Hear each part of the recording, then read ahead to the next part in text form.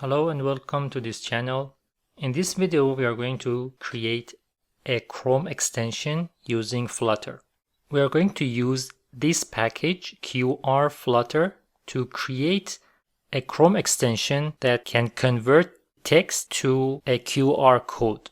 So we are going to use this package in our project. First, we are going to create a new Flutter project.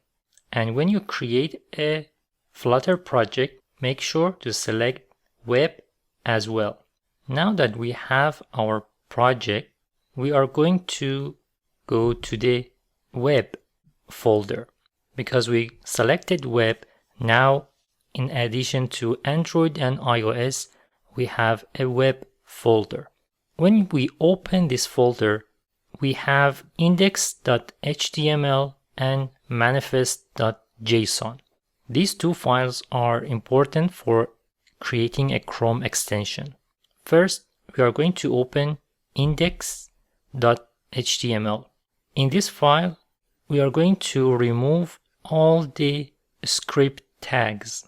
For example, here we have script, and then here we have a script. So we are going to remove these scripts.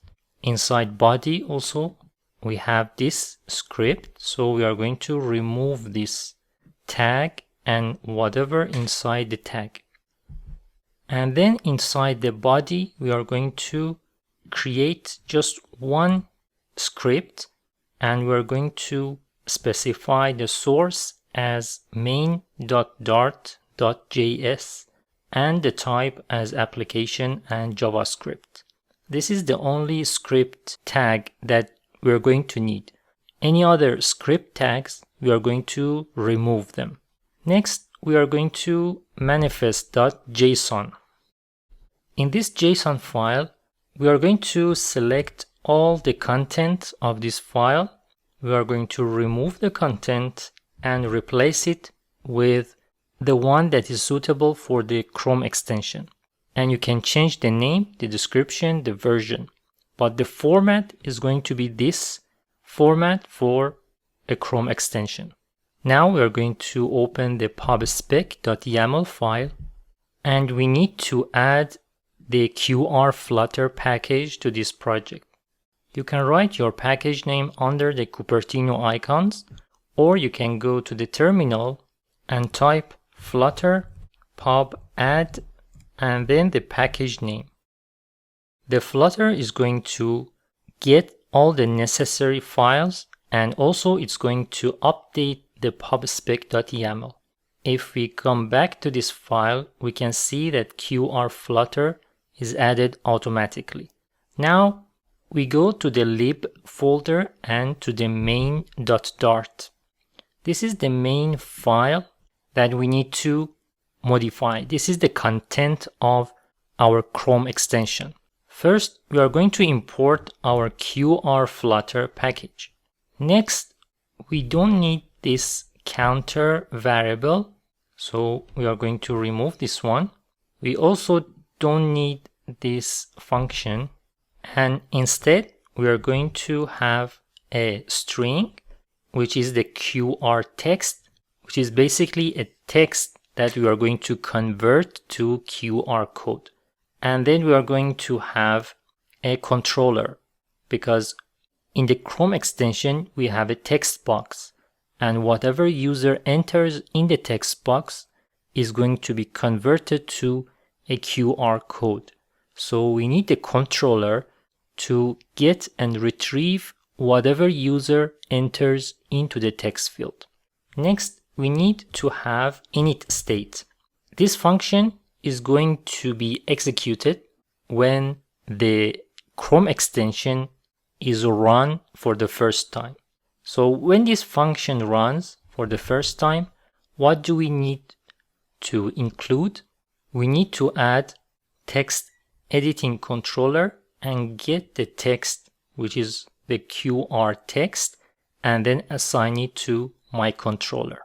We move on to the build function, and I'm going to replace this build function with the function that we need for this QR code Chrome extension.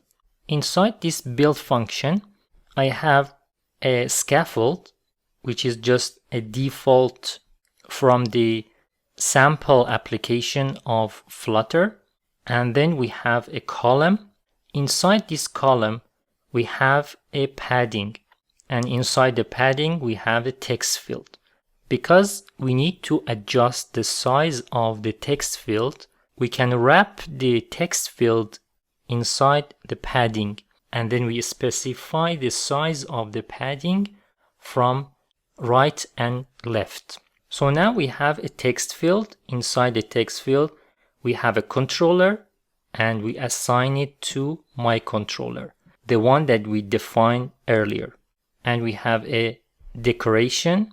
Inside this decoration, we are going to specify some visual aspects of the text field, like the hint text, the borders, what should they look like, if we need to have the border radius, which we have specified as circular 16.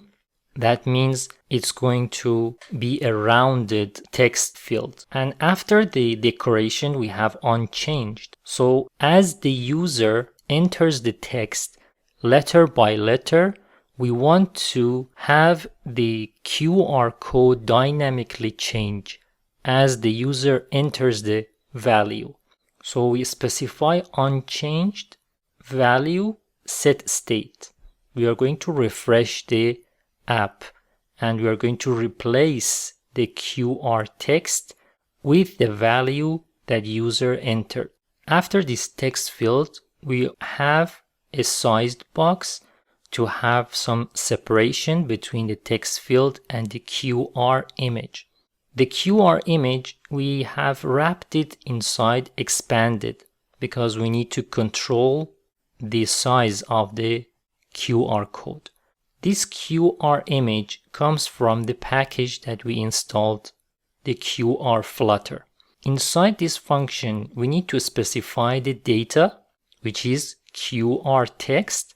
And if we take a look at the function, we have lots of options that we can specify. But the important one, you can see the required one is the data. So we just specify the data, and if necessary, you can change other parameters of this function. And at the end, we have one sized box to have separation between the QR code and the bottom of the Chrome extension. Now let's see how it works. First, the user goes to the text field and the user enters text into the text field. As the user enters the characters of the text, one character at a time. For example, if it is ABCD, after the user enters A, because the value has changed, the value is going to be assigned to QR text. So now QR text is letter A. And when we have the set state, all the widgets on the page, on the screen, are going to be refreshed. So in this case, the QR image is going to be refreshed as well. And the data is QR text. And now the QR text is letter A. So it's going to display the QR code for letter A. Next, the user enters B into the text field. Again, the value has changed in the text field. So we have the set state and we assign the value that user entered, B, into the QR text.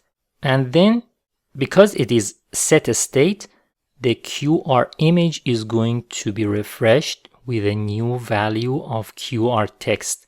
And we see the new QR code for our text. Now that we have the code, we need to build the Chrome extension.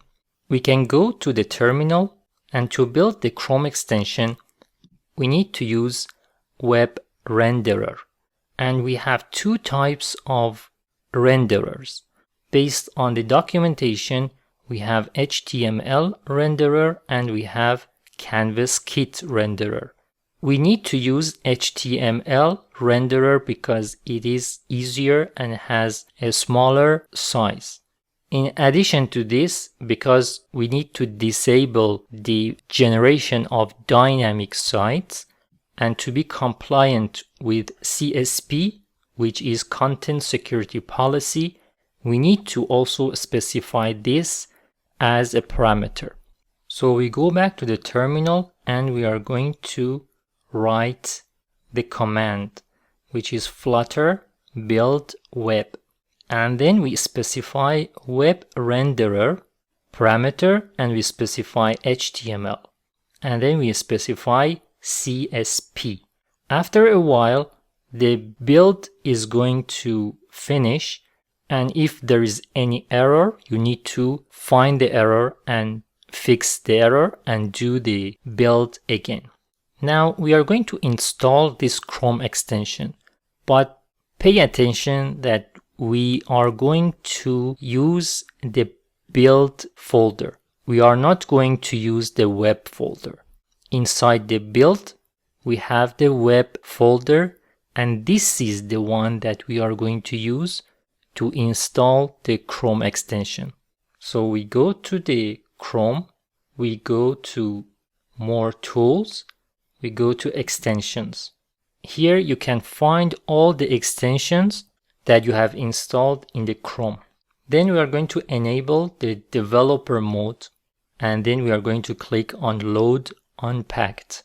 We need to go to the project folder, and remember we are going to go into the build folder, and then we select web and we click on select. And this is our extension, QR code extension.